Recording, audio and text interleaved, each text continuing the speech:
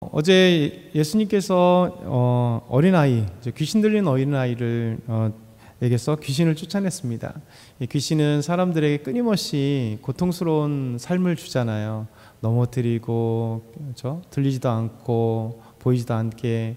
그러면서 그 아버지를 얼마나 힘들게 했을까요? 그리고 온 가족이 얼마나 힘들었을까요? 어릴 때부터 아이를 넘어뜨리게, 불에도 넘어뜨리게 하고 물에도 넘어뜨려 죽이려고 했던.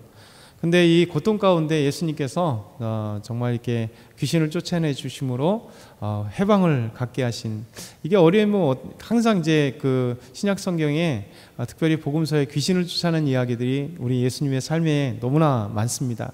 그만큼 귀신은 우리 인생들에게 찾아와서 너무나 힘들게 합니다. 그러니까 눈에 보이는 어떤 귀신의 들림뿐만 아니라 이 사단, 이 귀신들은 인간을 항상 이제 하나님께 가지 못하도록, 그게 가장 큰 일이죠. 왜냐하면 자기들이 하나님 앞에 교만하여 범죄하고 귀신들이 되고 귀신들의 왕인 사탄이 되었기 때문에 이들은 끊임없이 인간을 하나님께 어떻게 하면 가지 못하도록, 그 다음에 죄악을 짓도록 우리를 유혹합니다. 그런데 예수님을 믿는다는 것은 이 모든 것을 끊어냈고 예수님께 나와서 예수님의 사랑을 받고 예수님의 인도하심을 받는다는 것, 그만큼 좋은 행복한 시간들이 없는 것 같아요. 그래서 하나님께서 우리에게 죄에서 해방하시고 귀신의 압제에서 해방하게 하시고, 그래서 이제 하나님의 손을 붙잡고 또 예수님과 함께 아름다운 삶을, 믿음의 길을 가게 하시는 것이 우리 예수님이 이 땅에 오신 목적이고, 오늘도 우리 주님께서 우리에게 함께 하시는 거예요. 그래서 오늘도 우리 주님의 놀라운 사랑들이 우리 안에 그냥 펼쳐지는 것, 그렇죠? 눈으로 둘러보면 그런 사랑이 보이지 않지만 그 안에 세미하게 하나님이 함께 하시는 그 은혜들이 있습니다. 그래서 하루하루 살아가는 것들이 그냥 보면 지치고 힘들지만, 그렇죠? 우리의 입술 속에 왜 이렇게 요즘 날씨가 너무 더우니까 왜 이래, 뭐 기후변화는 왜 이래, 이런 것은 뭐 당연히 나오겠지만, 그럼에도 불구하고 그 속에서 세세하게 하나님께서 우리를 사랑하시는 그 사랑의 증거들이 너무나 넘쳐나기 때문에 우리가 믿음의 눈으로만 보면 감사가 참 도처에 널려 있고 매일같이 하나님 앞에 감사하고 우리를 사랑하신 그 사랑 때문에 사실 감사가 넘쳐나는 것 같아요. 예수님은 이제 마가복음 9장이 되었습니다. 그리고 이제 마가복음 14장밖에 없기 때문에, 15장밖에 없기 때문에 이게 예수님의 십자가의 죽음이 이제 곧 등장하죠. 오늘 말씀은 처음으로 예수님께서 제자들에게 자신의 죽음과 부활에 대해서 말씀하세요. 그런데 제자들은 깨닫지 못하죠. 우리 한번 30절에서 32절 같이 한번 읽어보겠습니다. 30절에서 32절. 그곳을 떠나 갈릴리 가운데로 지날새 예수께서 아무에게도 알리고자 아니하시니 이는 제자들을 가르치시며 또 인자가 사람들의 손에 넘겨져 죽임을 당하고 죽은 지 3일 만에 살아나리라는 것을 말씀하셨기 때문이더라. 그러나 제자들은 이 말씀을 깨닫지 못하고 묻기도 두려워하더라. 아멘. 아이에게서 귀신을 쫓아내고 이제 갈릴리로 제자들과 함께 다시 지날새 예수님께서는 아무것도 알리기를 원하지 않으셨어요. 마가복음의 특징이 그렇습니다. 예수님이 십자가에 죽고 부활하신 그때 죽음까지 자신이 메시아이심을 이제 보이지 않게 숨기세요. 그게 마가복음의 특징입니다.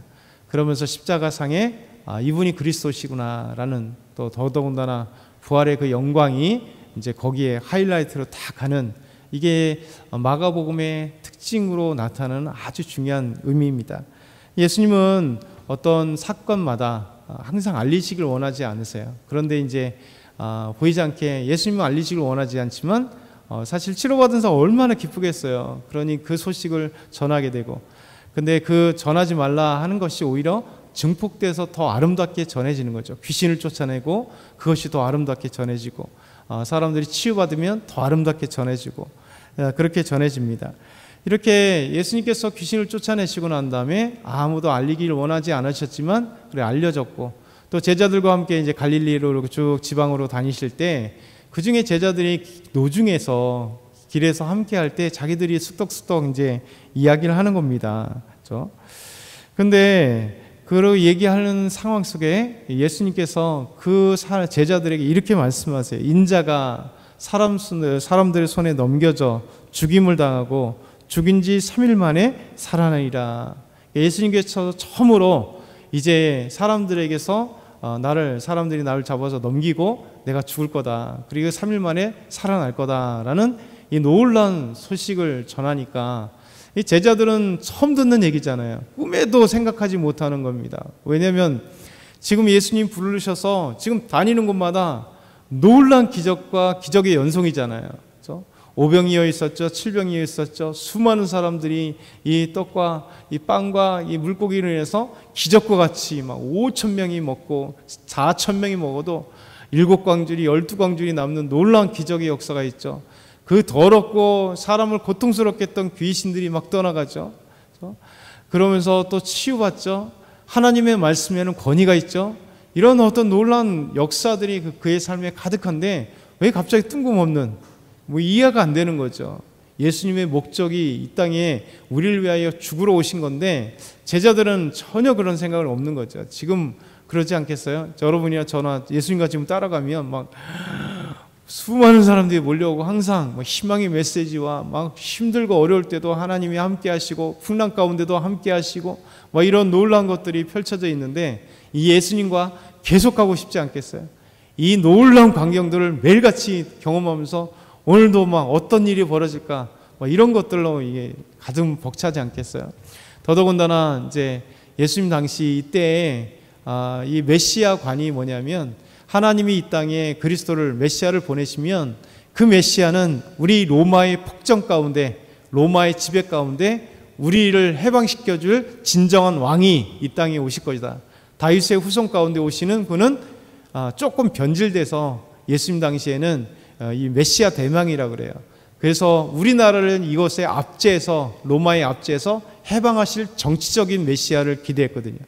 그러니까 그리스도라고 생각할 수 있는 사람들은 막 몰려들었는데 더더군다나 예수님이 그리스도라 느껴지는 거예요. 그 전에 예수님 전에도 그리스도라고 생각할 수 있는 사람들이 수십 명, 수백 명씩 몰려들어서 로마에 막 항거하다가 잡혀서 죽임을 당하고 그랬거든요. 그런 역사들이 있다 보니까 이 제자들은 꿈에도 예수님이 죽으리라는 생각을 해본 적이 없는 거예요. 그냥 우리나라를 이러면 해방시킬 분이 아닐까? 왜? 수천 명, 수만 명이 막 몰려들면, 자발적으로 몰려들고 그냥 몰려드는 거로 끝나는 게 아니라 예수님 막 주시잖아요. 기적을 행하시면 주시고 병든 자 치유하시고 귀신 쫓아내시고, 그러면 이 로마라는 제국에서 우리나라를 얼마든지 해방할 수 있는 분이 아닐까? 예수님의 제자들도 그 생각을 했었고 지금까지 그 모든 로마 사회, 유대 사회에는 그것이 메시아관이었기 때문에 그 제자들도조차도 아마 마음속에는 그렇게 있었고, 그래서 수많은 사람들이 없고, 그리고 수많은 사람들이 기적을 행할 때 예수님 억지로 왕을 삼으려고, 임금 삼으려고 하신 이유가, 그런데 예수님 그 자리를 피한 게 뭐냐면 이들은 정치적인 메시아, 정치적인 그리스도, 그분을 기대하고 있었고 예수님은 그게 아니라 진정한 우리를 구원하실 메시아를 기대했기 때문에 그 자리를 피하신 거예요. 오늘 이렇게 말씀하시니 제자들은 꿈에도 생각하지 못하고 이 말씀을 깨닫지 못하더라. 이게 제자들의 형편이고, 그러나 예수님의 진짜 오신 목적은 죽으시고 부활하시는 목적, 이것을 처음으로 말씀하시는 거죠. 오늘 두 번째 보면 이 노중에 논쟁이 있었는데 누가 크냐라는 논쟁이에요. 제자들은 끊임없이 누가 크냐. 왜 그럴까요? 예수님의 제자들과 함께 예수님의 기적을 하면서 거기서 그래도 인정받고 싶잖아요. 더 나가서 아까 말씀드렸듯이 예수님이 왕이 되시면, 그렇죠? 왕이 되시면 오른팔 왼팔 될 거 아니에요. 계속해서 이 싸움이에요. 제자들은 오른팔을 될 거냐 왼팔 될 거냐. 그렇죠?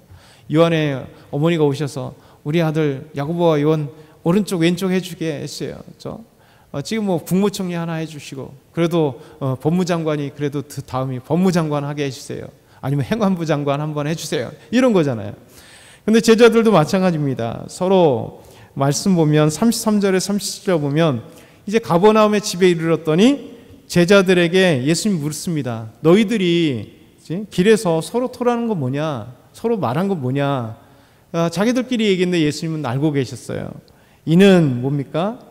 길에서 서로 누가 크냐 하고 쟁론함이었더라. 이게 제자들의 관심은 이거예요. 누가 크냐 이거, 누가 크냐. 그렇죠? 이 변질된 거죠.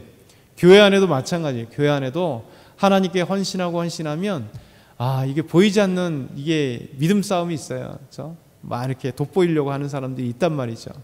그게 중요한 게 아니거든요. 우리는 하나님 앞에 부름받아서 우리가 장로로 헌신하던, 권사로 헌신하던, 집사로 헌신하던, 목사로 헌신하던, 어떤 직분으로 헌신하던 상관없어요. 그것이 하나님이 저 부족한데 부르셔서 이 자리에 세워주셔서 나를 하나님의 정말 사랑하는 마음에 섬길 수 있음에 감사하고, 그러니까 우리는 끊임없이 섬기고 큰 일들을 맡아갈수록 우리는 더 겸손하려고 노력을 해야 돼요. 누구만 우리를 인정해 주시면 돼요? 하나님만. 그러니까 하나님만 인정해 주시면 우리 서로끼리는 인정해 주는 거는 그냥 지나가는 걸로 이렇게 생각하셔야 돼요. 아니면 보이지 않게 거기에서 자꾸만 인정받기를 원해요. 그럼 인정해 주지 않으면 괜히 서운하고 안 해. 이렇게 내가 열심히 했는데 왜 인정 안 하죠? 수고했단 말 혹시 흘려 지나면 그런 마음에 이미 서운함이 있어요. 그렇죠? 우리가 여기에 싸움이 있어야 돼요. 여기서 계속 그거 혹시 해줘야죠. 서로 수고했어요.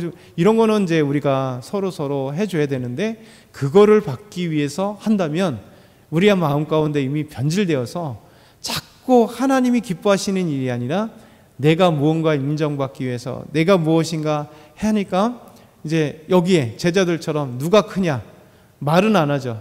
그런데 인정받으려고 하는 우리 마음에 여기서 서서 이렇게 올라온단 말이에요.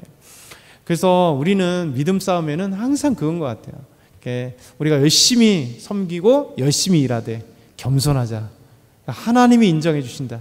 그러면 겸손하면 하나님은 겸손한 사람을 더 귀한 자리에 귀하게 섬김할 수 있는 그곳으로 계속 우리를 인도하시는, 그럼 우리 믿음이 아름답게 성장하고 또 우리 성도들에겐 더 믿음으로 인정받고 존경받을 수 있는, 하나님이 내 스스로 존경이 아니라 존경은요 하나님이 막 존경하게 만드세요. 마치 모세를 애굽 땅에서 신처럼 느끼게 만드신 것처럼 하나님이 이끌어 가시는 것이 참된 존경이에요. 그래서 예수님은 다 하셨어요. 누가 크냐 서로 변론하고 있을 때 이 부끄럽게 만드신 거죠. 어린아이의 하나를 부르시고 그 어린아이를 하나 생각하시면서 첫째가 되고자 하는 사람 무사람의 끝이 되어야 한다. 그러면 어린아이 하나를 데리고 이렇게 안으시면서 이 어린아이 하나를 섬기는 것이 나에게 대한 것, 또 나를 섬기는 것이 우리 하나님께 섬기는 것이다. 이 놀라운 사실을 우리에게 말씀하고 계시죠.